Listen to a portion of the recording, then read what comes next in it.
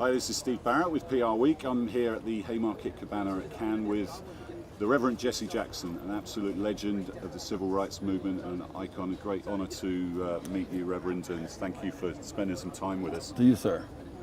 One of the big debates, it seems to be an endless debate at Cannes and in the industry, is about diversity in the industry, and everyone is talking about it, how important it is to reflect the populations of countries with advertising and marketing and the people in it. But it doesn't seem to change. The numbers are still pathetically low. They're pathetically low, but in the real world order, it's changing by necessity. The globe is diverse.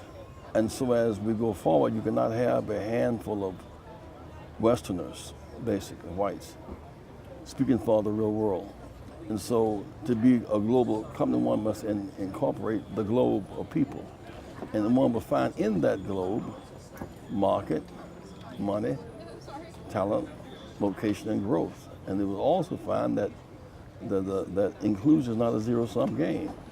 Inclusion is the key to growth, and as growth, everybody wins. So it's actually good for business to have an inclusive workforce and inclusive creative, because it makes business sense as much as anything else, because that's what the modern consumer looks like. We don't know how creative we can be until there's real global competition. We can't talk global but act and think local. We've globalized technology and athletics and capital. We've not globalized human rights and workers' rights and women's rights and children's rights and environmental security. And that, in some senses, was triggering so much conflict. We have the incomplete work of globalization triggers a nationalist reaction. Just people who are losing to third world markets are not losing the better talent, they're losing the cheaper talent. So in America, is there something the business needs to do to encourage more diversity, and so that the advertising reflects the population of America much better? In the inner cities, 100 largest cities are majority black and brown. Target those schools. Teach those children of careers in advertising and marketing and branding in their formative years. They've already begun to do it. Those who are learning apps and codes have begun to create already. They're creating their tennis shoes, for example. They've been encouraged to do so.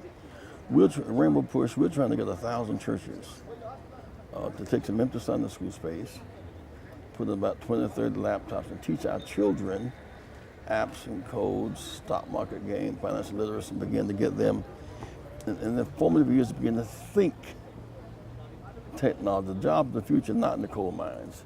It's in technology, and they can learn, will learn, must learn, give them that challenge and give them that opportunity.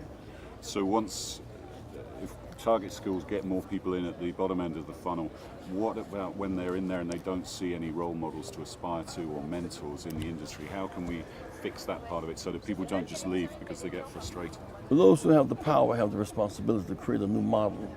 If you're going to absorb a given black or Latino company, don't just bring them in to remove competition. Bring them in as partners, real partners. Create within the bigger company a budget, staff, and some room for creativity. If your motive is more creativity, then you'll make room for them according to their own abilities. If your motive is to stop competition, you bring them in, you'll absorb them, they'll get frustrated, and they will leave. We can do better than that. How can we get more leadership roles, diversity in leadership roles as well? If you have power, you add to power grace and caring, it expands power. Add to power indifference and arrogance, it precedes the fall. So if you want to grow and really be powerful, expand.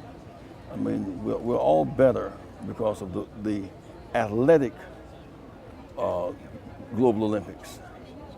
We don't have the trade global Olympics. We don't have the advertising marketing global competition. And when we do, we'll have a better product. And finally, what are your impressions of Cannes overall? You've been here for a couple of days. I'm impressed with the spirit of the people. There's a certain desire to want to relate and trying to figure out how to get there.